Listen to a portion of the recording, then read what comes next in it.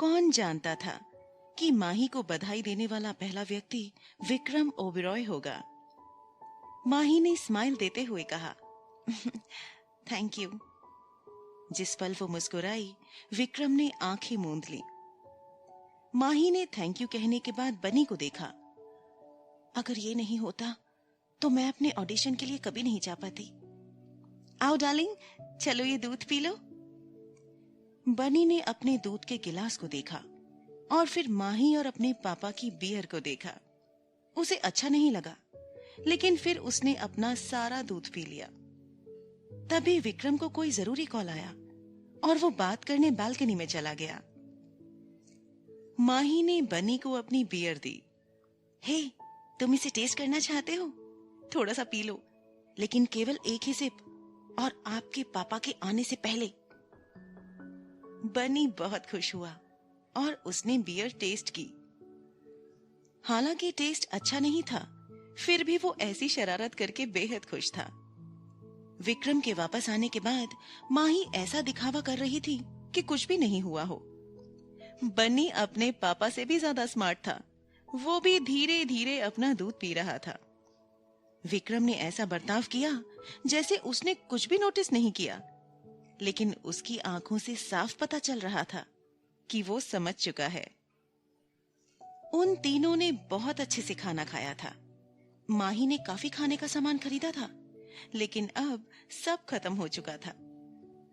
माही ने समय देखा और महसूस किया कि बहुत देर हो चुकी थी।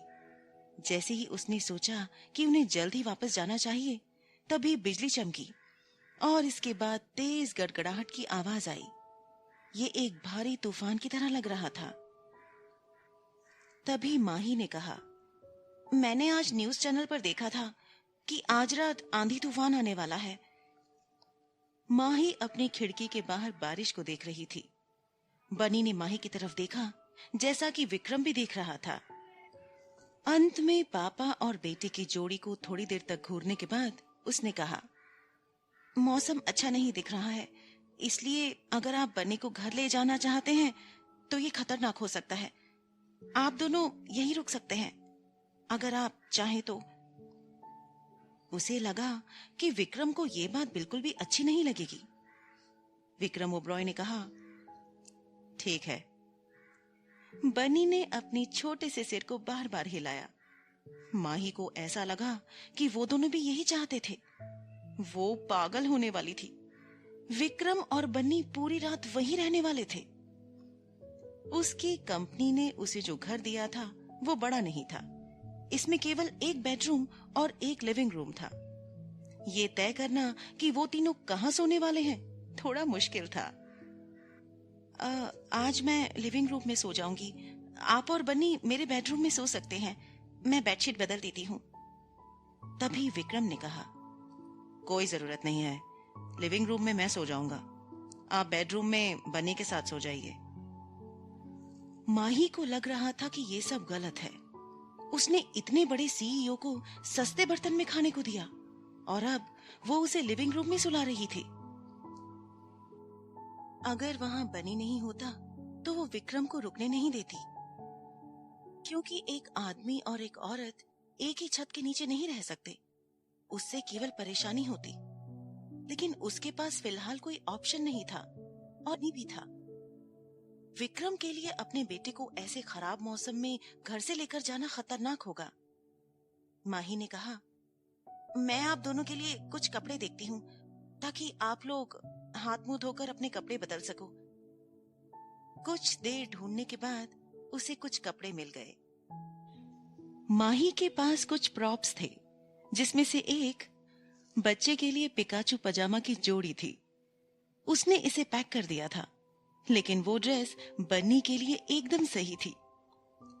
विक्रम के लिए कपड़े ढूंढना और भी आसान हो गया था, क्योंकि उसके छोटे भाई ने अपने कुछ कपड़े घर पर ही छोड़ दिए थे। अपने बर्थ पेरेंट्स से मिलने के बाद माही अपने अडॉप्टिव पेरेंट्स से बिल्कुल नहीं मिलना चाहती थी। वो उनका ठीक से सामना भी नहीं कर सकती थी और इसलिए उसने धीरे धीरे अपने पेरेंट्स के साथ कॉन्टैक्ट्स खो दिए। केवल अपने भाई राकेश के साथ जुड़ी रही। बहुत देर तक ढूंढने के बाद माही ने विक्रम के लिए एक कंबल और तकिया निकाला। लिविंग रूम में सोफा ज्यादा बड़ा नहीं था और विक्रम के लंबे पैर उसमें नहीं आते, इसलिए माही ने लंबाई बढ़ाने के लिए एक कुर्सी जोड़ी। बनी खुद से नहा चुका था और पजामा पहनकर बिस्तर पर चढ़ गया था। माही ने नहाने के बाद एक नाइटवेयर पहना था जिसमें वो काफी अच्छी लग रही थी। मिस्टर ओबरॉय, मैं अब सोने जा रही हूँ। अगर आपको किसी चीज की जरूरत हो तो बस मुझे फोन कर लेना। ठीक है। माही को देखकर विक्रम एक पल के लिए खो गया था। वो अपनी नजर माही से नहीं हटा पा रहा था। माही के बाल एक जूड़े में बंधे थे और उसने 2 पीस पजामा पहना था। उसने कोई मेकअप नहीं किया था, लेकिन उसकी स्किन नहाने के कारण लाल हो गई थी। विक्रम ने यह नोटिस किया कि माही ने जानबूझकर ऐसे कपड़े पहने थे।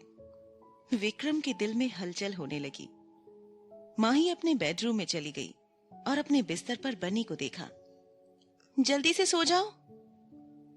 वो पलंग के किनारे की सभी लाइट्स बंद करने के बाद बनी के पास पहुंच गई। बनी ने अपनी आंखें खुली रखीं। माही को सिर दर्द होने लगा। एक बच्चे को सुलाने के लिए एक कहानी की जरूरत थी।